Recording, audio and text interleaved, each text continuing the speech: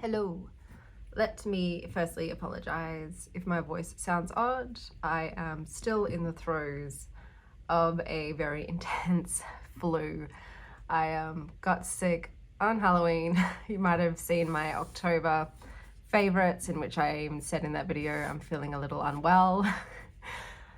Yeah, that night I went down hard, and I literally lost my voice for 4 days, and I have been very slowly getting it back. It's obviously still not back, but I figured that I was well enough today to speak for a few minutes at least before losing it.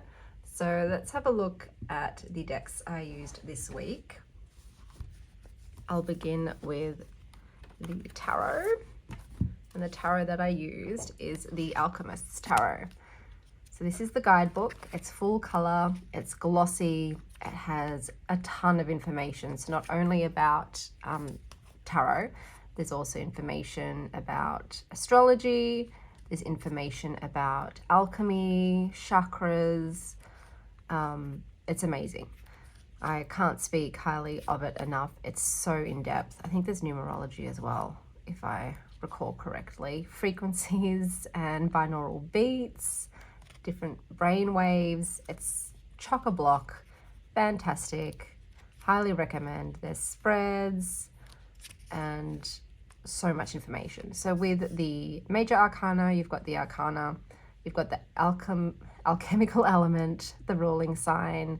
This is, they call light upright, so that's the upright meaning. And then you've got the reversed.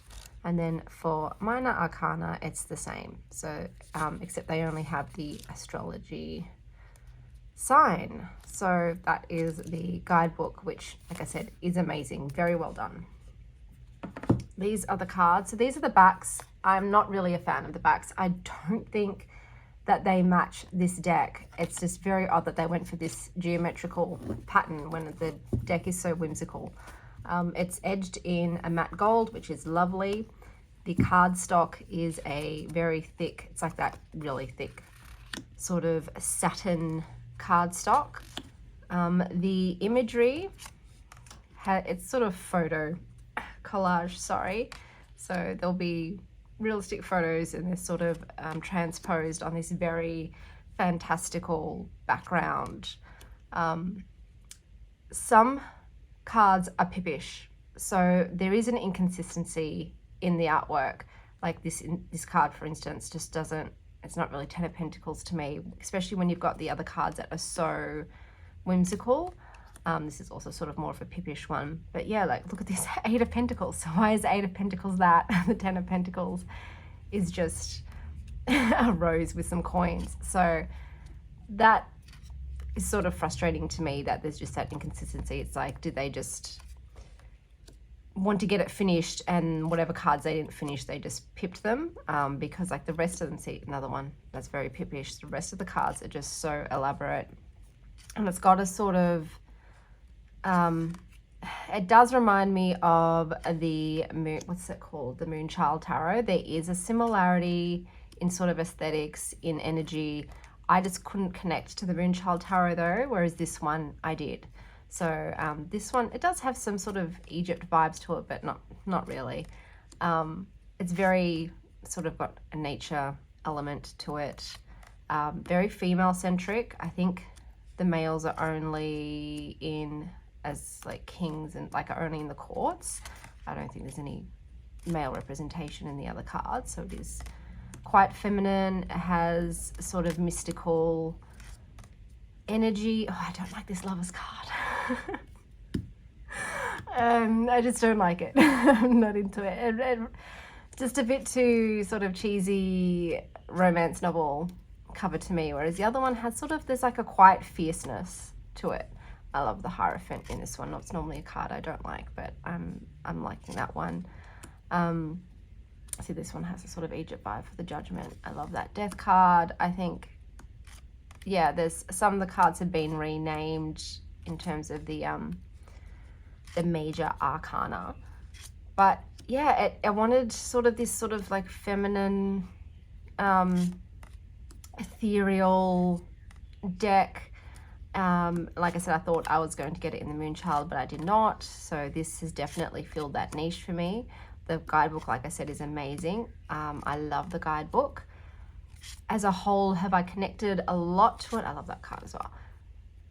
Not really. So I'm not sure why I haven't, because like I said, I do like the aesthetic. Oh God, I think it's the court, the Pentacles court is my favorite court. It's the one I resonate the most with, and it's the court that has the most pips in and out of all of the courts.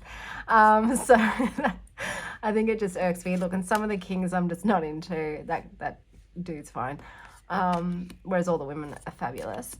So yeah, I really like it. I'm not in love with it. It's very possible that there may be a deck in the future that could take this deck spot, but at the moment I don't have any other decks. Here we go, another one called, this is the universe instead of the world. At the moment, yeah, there's no other one that sort of fills this space, so it's definitely safe for now. But like I said, the big appeal for this one is definitely the guidebook, which is just absolutely stellar. I love it. Next up, so I did 1 tarot deck and 3 oracle cards. Yeah, and so it's hard to catch my breath. Definitely not COVID. I tested myself like 3 times because this was like the worst flu I've had. I haven't had the flu in 4 years, but it was just a real nasty one where I had every single symptom you can imagine. So this is, yeah, Messages from the Heart Divine. This is the guidebook, which is also a really great guidebook. It's black and white there, and there's no imagery in it. So you've got about the card, and then you've got a ritual to go along with the card, which I think is amazing. What I don't like about this deck is it does use Roman numerals. I just don't like having to use that brain power to convert. It's like translating. I don't want to have to translate numbers. And also the cardstock. I don't like this cardstock.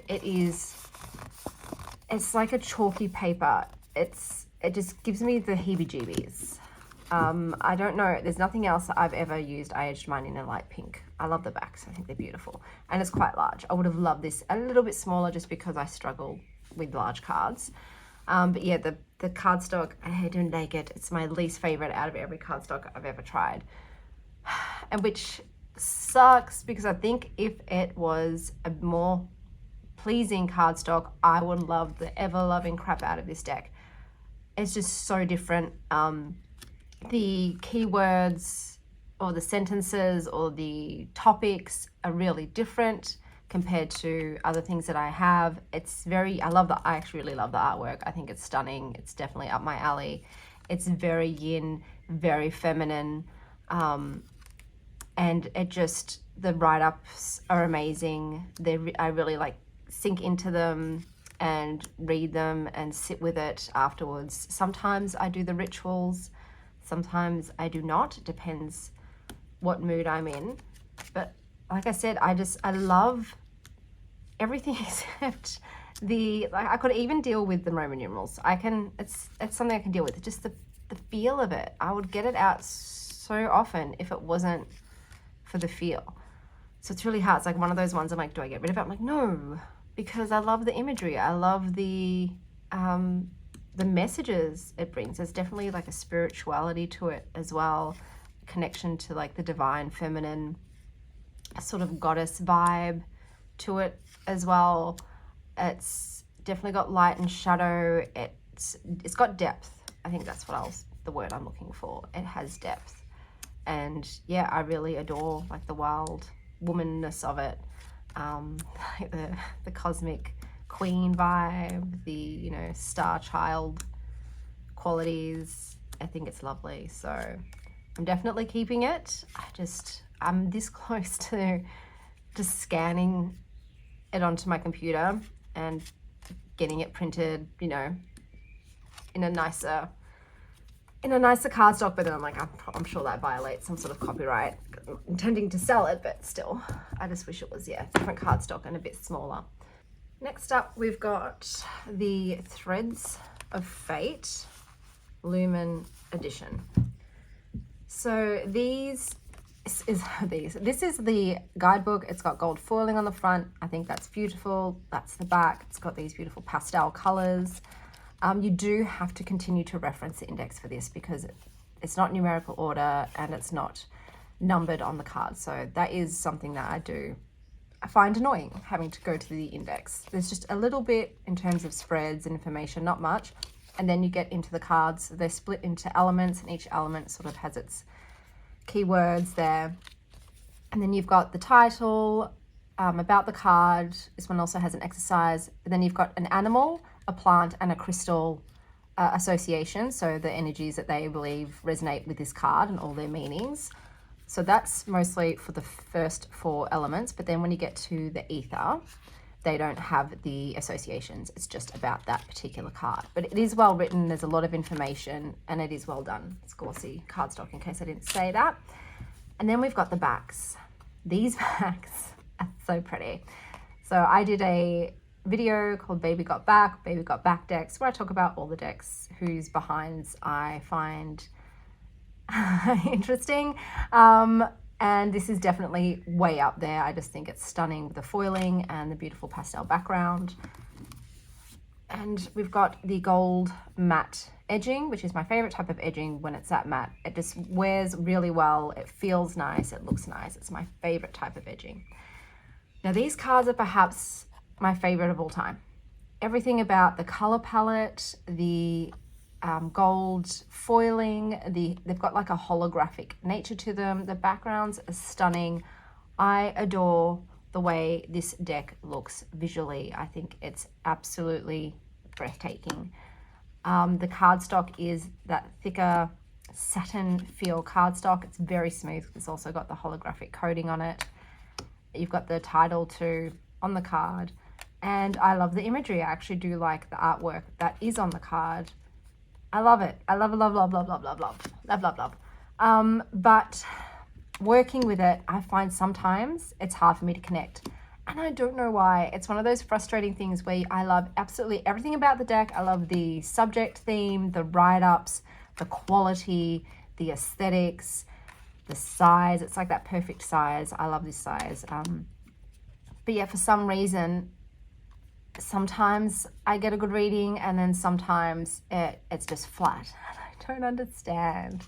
I do get a lot of the same cards over and over and over again, and I understand that it's definitely like applicable, but after a certain point I'm like, okay, yes, I understand that message. Could you give me some other message perhaps? I love, this is one of my favorite cards in the whole deck. I just love the imagery, the roses, the moon, the sacred sexuality, the sun behind it. That's just, if I could pick one card, that's the one I would keep. I get this card a lot, and I know it's because I do best when I am connected to my heart space, my heart chakra. So like I said, it is so beautiful, and even if I couldn't read well with it, I wouldn't get rid of it. If I was going to just have a deck that's just for my collection, it would be this one, hands down. So it will always stay no matter how much I use it. But yeah, it's just so pretty. It's so pretty. But it does have substance. It's just sometimes, for whatever reason, I just don't connect. And then we've got the final one. Sorry guys, I'm trying so hard not to cough. Just keeping it in, which isn't great. This is the Inner Star Oracle deck and guidebook. So it's matte paper. There's a little introduction. There's some spreads, and then it gets right into it. So it's very simple. You've got the title of the card, you've got sort of the meaning and the divinatory meaning, and then you've got an affirmation at the end. And I like the affirmations, I really do. So it's just black and white, and that's that. It's still good. It's just brief. It's not in depth, but it's enough. The cards themselves are a satin matte, quite thick. So I edged mine in all different colors to sort of suit the beautiful hues. So it's like pink, purples, and blues, which I think are really stunning. They're very calming to me and very pleasing to the eyes. I just find the aesthetic to be very attracted to the color theme in this deck. It's very simple imagery, it's geometric shapes, this very celestial vibe. So this whole deck has like a very celestial sort of theme, at least, just a few of them the other way around, which I do enjoy. I used to use this daily because I loved the affirmation. I'll sort of use that affirmation as my affirmation of the day. And I find the keywords, sentences are really punchy and simple and direct and to the point, but quite varied. How do I feel about it now? So I still like it. I'm not sure if I'm going to keep it. I am going to put it in my purgatory bin, even though I think it's beautiful. And like I said, I enjoy the write-ups in the book, but it might just be a bit too simple for me. It doesn't have the depth that some of my other oracle decks do. But I'm not sure. So I'm going to work with it in a few different ways and see how I feel. It is stunning. It is my theme. I was going to have a theme. But yeah, I'm just a bit unsure of its future. I'm someone who's I'm quite, what's the word? Brutal in terms of how I curate my collection. I like to keep it to the sort of the level I have now. I don't want to have to amass more furniture to store things. Look, down the road, if my children ever move out, which in today's housing climate, I don't think they are going to ever be able to move out. Let's be real, I don't know what it's like in other countries, but in Australia, it is extremely unlikely to be able to afford your own home now, let alone in the future. It's just ridiculous. So I have a feeling my kids are going to be with me for the foreseeable future. But if somehow they are able to buy their own homes and leave the nest, and I have like a spare bedroom that I can just line wall to wall with bookshelves, yeah, I would keep this deck 100%. I would probably keep every single deck that I've ever had, bar like a few of them that I really severely disliked, but it's very, very rare for me to dislike a deck. But because I don't have that space is a very limited commodity in my home, I have to keep my deck to a deck collection to a certain number. So I have to be really harsh with what I keep and what I let go of. And because there's so many new decks that are amazing that are coming in, I have to be super selective. So I'm going to put this in my purgatory bin and play with it a bit more, and we'll see what happens. But I'll put them all together and we'll do a little spread so I can read to you the messages so you can see how they read, and I'll tell you how I thought they worked as a whole. Okay, so with these cards, I sort of think that they look nice together, like especially these three, they sort of vibe. This one's probably a little too white, and they've got that pretty pastel-y, soft, feminine look to them. But I don't know if it's because I have been unwell the entire time I've used them, but for some reason reading them together, there's been sort of something missing, not quite clicking, a little surface level, sort of just skimming and not quite hitting the target. So once again, it could just be because I have been unwell, like most of this time's been spent in a fever state. But for some reason, yeah, just these three together didn't quite do it for me. But we'll read this spread so you can hear the guidebook. So we've got self-discovery spread, and I'll start with the card that is what best describes who I am right now. And I got Four of Swords, which I'm not surprised. That's all I've been doing. Astrology is Jupiter in Libra. A time of stillness, tranquility, and peace. The Four of Swords appears when you have been faced with obstacles and challenges that bring on stress and anxiety. You're being encouraged to create a sacred space where you can fully rest, recuperate, and revise your energy. Create self-care rituals that will help quiet your mind. Have a spiritual bath, meditate to healing frequencies, or pamper yourself by having an aromatherapy massage. If you struggle to find stillness in your home environment, take a walk in nature to reconnect to Mother Earth. She will bring you back into alignment and put you in a calm and present state. Allow yourself the space to breathe. Do not feel guilty for taking time out. Your soul needs it at this time. When we honor ourselves through rest, we bring clarity to our thoughts and allow our bodies to heal. The shadow of this is you are being encouraged to find stillness by taking time out to heal from the stress and pressure of everyday life. When you're ready to integrate back into reality, be mindful of the people you engage with and walk away from anything that lowers your vibration. Focus your attention on peace and redirect your energy towards something more positive. Yeah, definitely trying to do that. So the next card is what is growing within. And for that one, I got clarity of insight. This definitely has been a time of inner reflection, hermit-like. Feeling lost, confused, or always looking to others for the right answer, you may need to take a break and find some time for solitude. Unplug from external sources. Limit the opinions, fears, and projections from those around you, and look inside yourself. This way, you're better able to receive clear messages and to know that guidance is right and true for you. The more you do so, the stronger the message will come to you, as will your confidence in following the guidance you receive. Affirmation. I am an open and clear channel to receive guidance and clarity from my guides and the universe.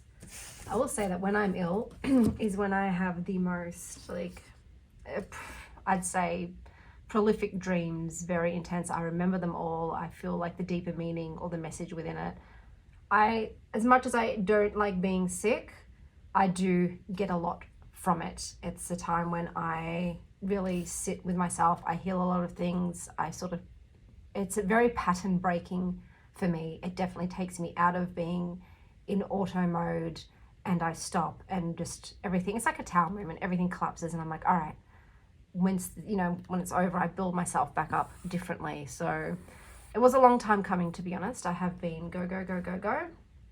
And yeah, as much as I was like, tell me the lessons I need to learn so I can heal this quickly and get it over with. And I'm like, well, that's what another lesson you have to learn, Chanel, is it's not, sometimes things take the time they take and you have to accept that rather than trying to speed through everything. But next up, I have, what do I have to contribute to the world right now? And for that card, I got Weave Your Web. Holy Creatress, Weaver of Webs. Don't forget that you are the writer of your own story. The world we live in is the world we've written, and often, if we're disconnected from our creative power, we don't even realize we are the writers. Sometimes we carry the stories of the generations that came before that weave into our reality. But dear soul, you are too bright to be bound by the words of the past. Your story is far too powerful, unique, and expansive to have been written before. You are here to create your life and live your unique truth, for your creativity is beyond measure. If something in your life feels disempowering, is causing unnecessary struggle, or feels limiting in any way, then it is time to reweave. You are not the victim of your life, but the creator. Do not let anyone convince you that you are not in control of your destiny. Cast your web with your words. Do the things that have never been done before and set this world ablaze with your magic. Beautiful writing. And the ritual. Grab your journal or a sheet of paper and set sacred space by lighting a candle. Use the power of your words to write down what you are wanting to create, a sacred vision for your life of all your desires, focusing closely on how you want to feel, what energies you wish to embody, and what you want to birth into the world from your passionate heart. Take your time and don't be afraid to dream bigger than ever before. When you have finished writing, place one hand on your heart and one on your lower belly or womb and recite these words out loud. When it is nighttime, plant your paper in the ground or whatever feels right for you. If you do not have easy access to the earth at night, you can also use a house plant or a pot of soil, sand, or mud. With your hands over the spot where you buried your paper, repeat the following. I am the weaver of webs, the caster of visions, the holy creatress of my life. Divine, I claim this divine power and step into my authority to create a life of my dreams, and so it is. Now, that was stunning. That is stunning.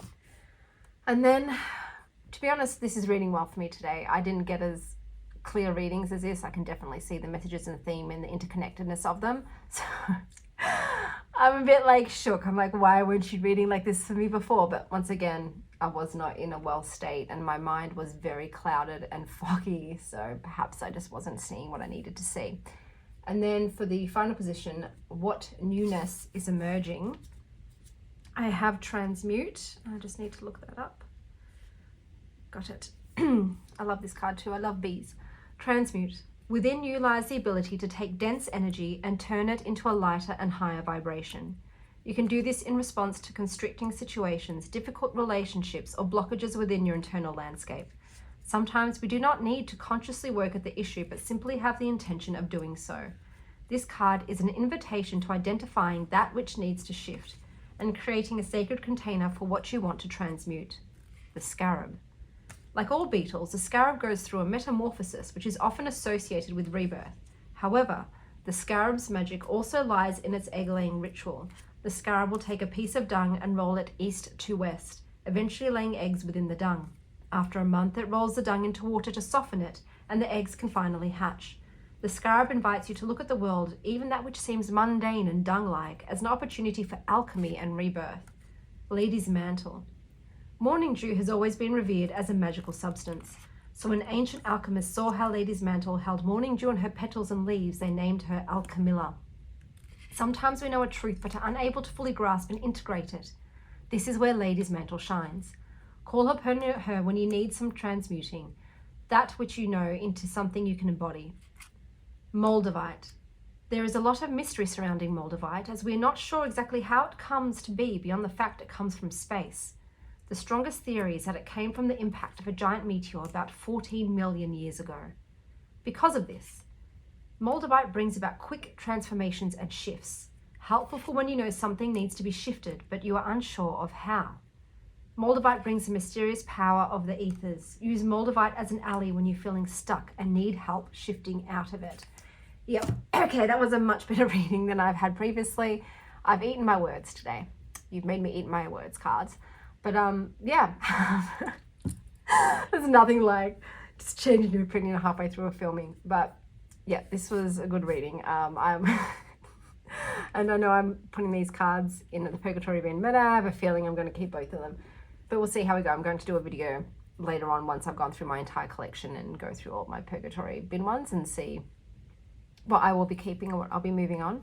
But I hope that wherever you are having a illuminating morning, afternoon, or evening. And as always, stay wild, Star Child.